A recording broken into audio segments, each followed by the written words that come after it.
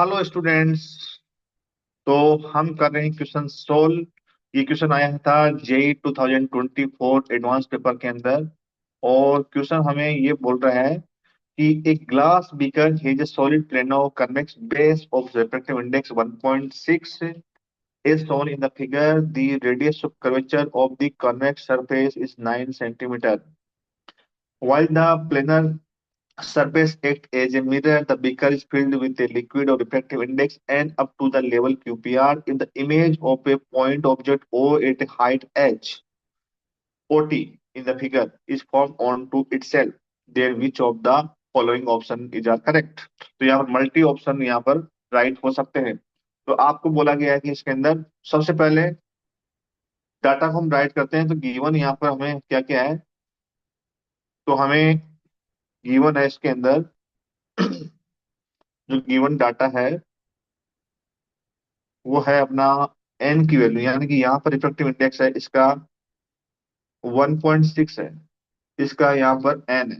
तो एक तो आपको एन वन की वैल्यू एन गिवन है और एन टू की वैल्यू 1.6 गिवन है। डन।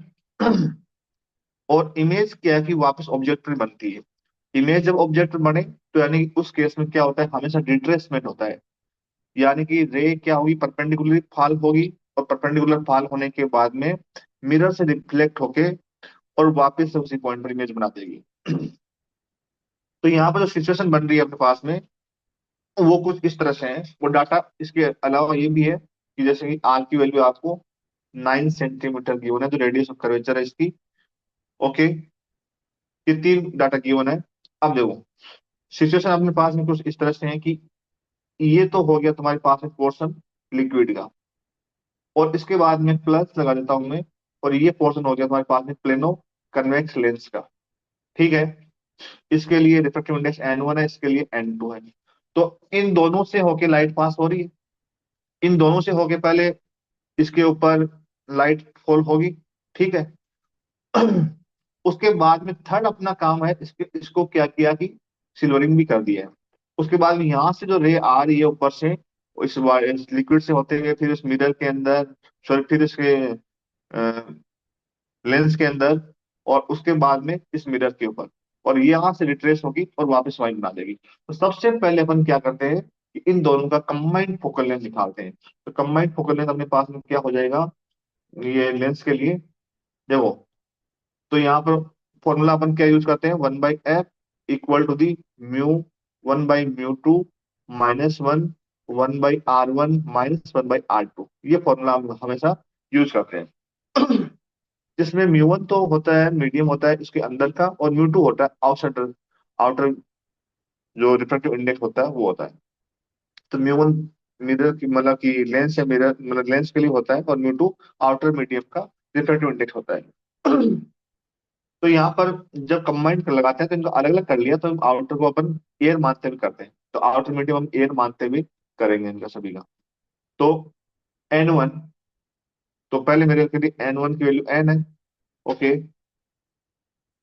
ये आउटर है, एन ओ कर देंगे इसको n-1, क्योंकि आउटर वन है तो इवन कर देंगे। और यहाँ से रेडियस पहले जिस पर स्ट्राइक करता है पहले वो रेडियस आई, तो ये प्लेट है, प्लेट की रेडियस हमेशा इनफाइनाइट होती है, -1/r2। ये रेडियस कैसी है, और नीचे की तरफ हम नेगेटिव साइन लेंगे। तो माइनस का क्या हो जाएगा अपने पास के अंदर, ये 9 हो जाएगा। डन। फिर पहले के लिए सेकंड के लिए क्या होगा, तो इसका refractive index 1.6 divide by the one -1। अब देखो इस सरफेस का रेडियस ऑफ कर्वेचर कितना होगा। इसका रेडियस ऑफ कर्वेचर होगा 1/9, माइनस का भी होगा। माइनस ये फ्लैट सरफेस का कितना हो जाएगा, इनफाइनाइट हो जाएगा। तो यहाँ से जो फोकल लेंथ आ रही है मिरर के इसके लेंस के लिए, दोनों के कंबाइंड लेंस के लिए, एक तरह से वैसे ऊपर वाला लेंस नहीं है लेकिन लेंस के जैसे बिहेव कर रहा है वो, बिकॉज क्योंकि उसका भी रिफ्रैक्टिव इंडेक्स है। ओके, दोनों को सोल्व करते हैं तो अपन देख पा रहे हैं यहाँ से, तो यहाँ से आएगा n-1, नेगेटिव साइन यहाँ तो पॉजिटिव आएगा डिवाइड बाई 9, यहाँ से नेगेटिव आएगा 1.6 -1 डिवाइड बाई 9, क्योंकि 1/∞ वैल्यू 0 होती है। डन। फिर माइनस साइन कॉमन निकाल लीजिए यहाँ पर। माइनस साइन जब कॉमन निकालेंगे तो कैलकुलेशन है, तो 1.6 वाला टर्म पहले आ जाएगा। तो 1.6 और वन तो क्या कैंसल हो जाएगा, माइनस का n डिवाइड बाई 9। तो ये हुई अपने पास combined focal length of both the portions. लेकिन अब मिरर और है यहाँ पर, तो जब मिरर, जब एक सरफेस सिल्वर्ड होती है किसी भी मिरर की, किसी भी लेंस की, तो उस केस के अंदर क्या होता है कि जो फोकल लेंथ होती है, न्यू फोकल लेंथ, जो कॉम्बिनेशन ऑफ दी लेंस और मिरर होता है, तो उसकी फोकल लेंथ को हम डिराइव करते हैं 2/f(l) सिस्टम की, +1/f(m). तो यहाँ पर अपने पास प्लेन मिरर की तरह बिहेव कर रहा है, क्योंकि इसको सिल्वर कर दिया, सिल्वर कर दिया, प्लेन मिरर की तरह बिहेव करने लगेगा। तो प्लेन मिरर की जो फोकल लेंथ होती है वो इनफाइनाइट होती है, तो इनफाइनाइट होने से ये टर्म जीरो बन जाएगा।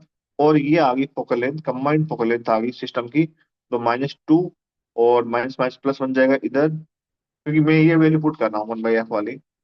तो ये, चलो माइनस में पुट कर लो, 1.6 माइनस एन डिवाइड बाई 9, तो माइनस माइनस क्या हो गया, प्लस का हो गया, 1.6 minus n divide by 9, combined focal length होगी। अब बोल रहे हैं इमेज वापस क्या हो रही है, इमेज वहीं बन रही है जहां पर ऑब्जेक्ट है।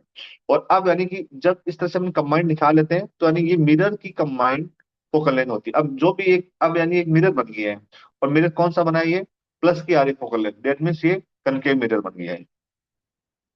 तो अब यहाँ पर मिरर का फॉर्मूला लगाएंगे, 1/f equal to the 1/b plus 1/u। Done. तो 1/f की वैल्यू होगी 2, 1.6 minus n divide by the 9 होगी, बराबर, और यहाँ से हो जाएगा 1/h प्लस 1/h। ये दोनों ही सेम डिस्टेंस के ऊपर है, तो ये हो गया 2/h।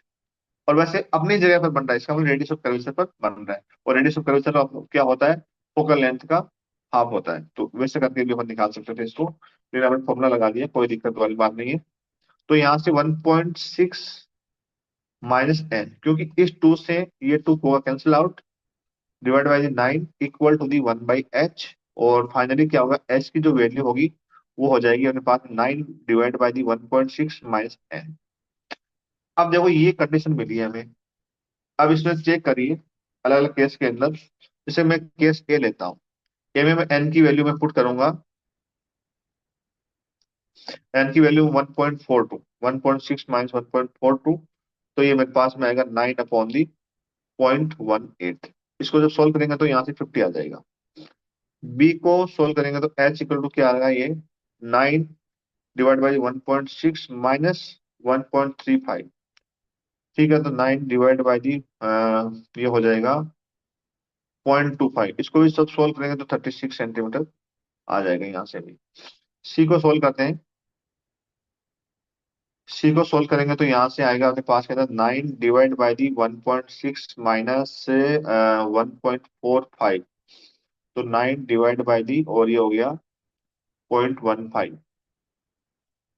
ओके, तो यहाँ से पॉइंट हटाएंगे, और 15 से, तो ये होगा 60 सेंटीमीटर। डी को सोल्व करेंगे तो यहाँ से आएगा 9 डिवाइड बाई दी 1.6 माइनस 1.48, इसको सोल्व करने पर आएगा यहाँ से 9 डिवाइड बाई दी 0.12। ओके, यहाँ पॉइंट हटाएंगे 0, तो यहाँ से बनेगा अपने पास में 75 सेंटीमीटर। डन। ओके, तो अब देख पा रहे हैं अपने ऑप्शन के अंदर कि सी ऑप्शन और डी ऑप्शन तो क्या रॉन्ग है, लेकिन ए और बी ऑप्शन क्या होगा यहाँ पर, राइट ऑप्शन होंगे। तो इसके अंदर ए और बी ही राइट ऑप्शन है। ये अपना क्वेश्चन था। हमने पूरी डिटेल से इसको समझा है। वैसे शॉर्ट में करते हैं तो बहुत जल्दी भी हो जाता है क्वेश्चन ये। Okay, thank you.